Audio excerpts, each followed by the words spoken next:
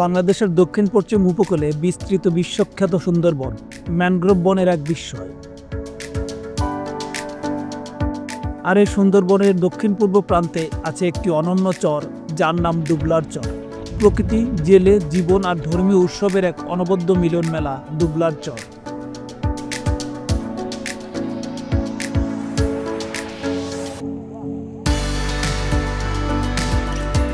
কুঙ্গা ও মরা পশুর নদের মাঝে এটি একটি বিচ্ছিন্ন চর।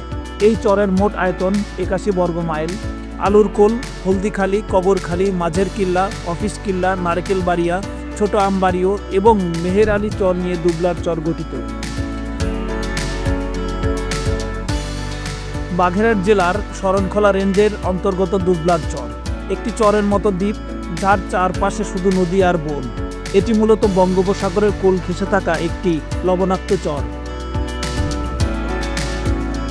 প্রতি বছর বর্ষা মৌসুম শেষে অক্টোবর থেকে মার্চ পর্যন্ত দেশের বিভিন্ন এলাকা থেকে, যেমন খুলনা, বাগেরহাট, সাতক্ষীরা, পিরোজপুর, চট্টগ্রাম এবং কক্সবাজার থেকে হাজারো জেলে এখানে এসে সাময়িক বসতি স্থাপন করে।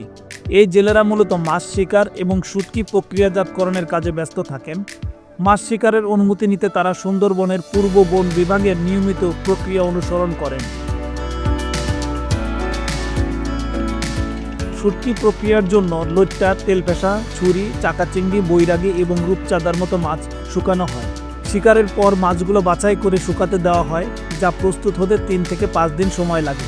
শুকনো মাছ চট্টগ্রামের আসাদগঞ্জ পাইকারি বাজারে পাঠানো হয়, সেখান থেকে তা সারা দেশে বিতরণ করা হয়।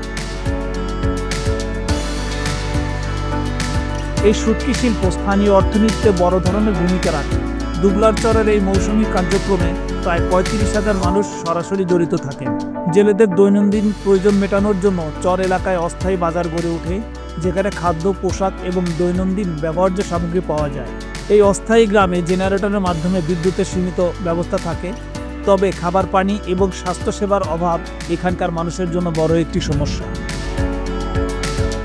প্রতি বছর এই নির্দিষ্ট সময়ে লক্ষ লক্ষ পর্যটক আসেন দুবলার চরের সৌন্দর্য উপভোগ করতে। আমার অনেক ভালো লাগছে। প্রথম আসছে বঙ্গোপসাগর, তারপরে এদিকে শুটকির একে কেমনে শুকায় এরা দেখলাম। সব দিনে আবার দিনটা অনেক ভালো দেখতেছে এখানে। সুন্দরবন মানেই বাঘের রাজ্য, দুবলার চরও এর ব্যতিক্রম নয়। মাঝে মাঝে দেখা যায় রয়্যাল বেঙ্গল টাইগারের পদচারণা। দুবলার চরে কুমির, নানা প্রজাতির পাখি আর লাল কাঁকড়ার আধিপত্য বেশি দেখা যায়। এখানকার সংবেদনশীল বাস্তুতন্ত্র আজও টিকে আছে সুন্দরবনের ছায়ায়। প্রতি বছর কার্তিক মাসে অনুষ্ঠিত হয় রাসমেলা, একটি হিন্দু ধর্মীয় অনুষ্ঠান, যেখানে ভক্তরা সাগরে পবিত্র স্নান করে। মেলা বসে, চলে পূজা এবং সাংস্কৃতিক আয়োজন। এটি বাংলাদেশের অন্যতম বৃহৎ বার্ষিক ধর্মীয় উৎসবগুলোর একটি। মংলা বা শরণখোলা থেকে নৌকাযোগে নদীপথে এই চরে আসতে সময় লাগে 10 থেকে 12 ঘন্টা। তবে আমরা এখানে এসেছিলাম জাহাজে করে। জাহাজগুলো ছাড়ে খুলনা থেকে 3 দিন 2 রাতের ট্যুর প্যাকেজে। প্রতিজনের খরচ হয়েছিল 10,000 টাকা করে, থাকা খাওয়া সহ। প্রতিটি জাহাজে গাইড থাকে, তারাই সুন্দরবনের বিভিন্ন জায়গায় নিয়ে যায়। এর অংশ হিসেবেই আমরা দুবলার চরে আসি। সমুদ্রের বুকে আসবেন, গা ভেজাবেন না তা তো হয় না, তাই অবশ্যই সাথে করে এক্সট্রা কাপড় চোপড় নিয়ে আসবেন। সমুদ্রের পানি দেখে আমরাও লোভ সামলাতে পারিনি, তাই ঝটপট নেমে পড়ি পানিতে। তবে চরের জীবন কেবল সৌন্দর্যের গল্প নয়। প্রতি বছর ঘূর্ণিঝড়, জলোচ্ছ্বাস আর জলবায়ু পরিবর্তনের অভিঘাতে হুমকির মুখে পড়ে এই অঞ্চল। সিডর বা আইলার মতো দুর্যোগে বহু প্রাণ আর স্বপ্ন বিলীন হয়েছে এখানে। দুবলার চর এখন পরিবেশগত হুমকির মুখে।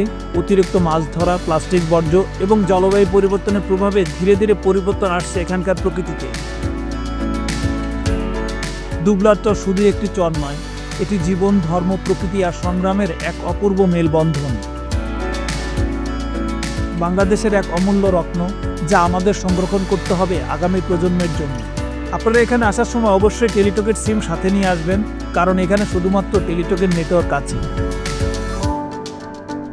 দুবলার চর, সাগর আর মানুষের নীরব কথোপকথন।